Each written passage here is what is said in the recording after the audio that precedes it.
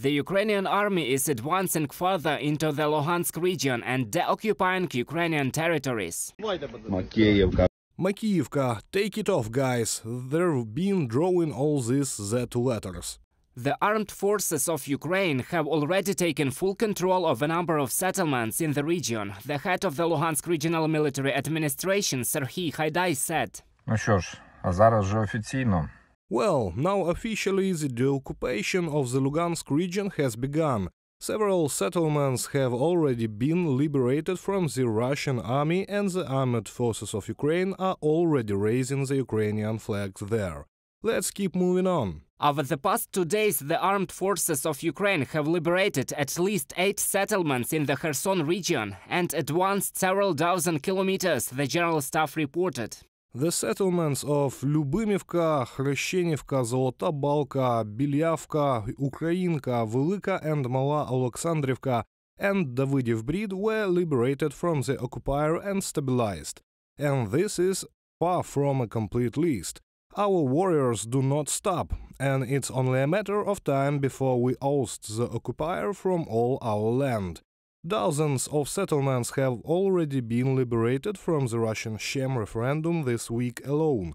In Kherson region, Kharkiv region, Luhansk region and Donetsk region altogether. Since the beginning of Russia's full-scale invasion, the Ukrainian military has liberated more than 1,500 settlements occupied by the Russian army.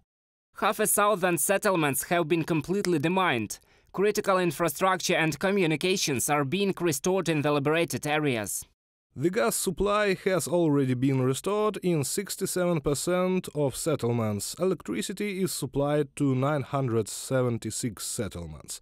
Water supply and sewage services have been restored in almost 1,000 settlements, and 950 settlements are already provided with mobile communications and internet access.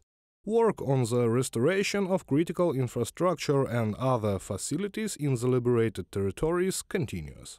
Since the beginning of the full-scale war, the Ukrainian army has already eliminated more than 61,000 Russian soldiers, almost 2,500 tanks, more than 1,400 artillery systems, and more than 1,000 Russian and Iranian drones.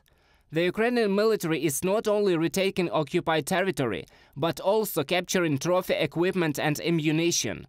They captured Russian military equipment worth more than $400 million only during the counterattack in the Kharkiv region. The day before, a trophy armored combat vehicle, BTR-80, was added to the collection. A useful trophy does not always must be armored. To prevent the Russian army from tracking new positions of the armed forces of Ukraine on the front lines, the Ukrainian military is fighting enemy drones and quadcopters with an anti-drone gun like this one. That's how such a cool thing as an anti-drone gun helped us again. The Ukrainian military has the legal right to attack any Russian facilities in the temporarily occupied territories. The concept of a defense war includes counterattacks and deoccupation of territories. This was stated by Mikhailo Podolyak, advisor to the head of the Office of the President of Ukraine. To remind, the Ukrainian military has already hit more than 400 Russian targets using American HIMARS multiple launch rocket systems. Reported by Roman Smoler, Vlada Tsurkan, UATV News.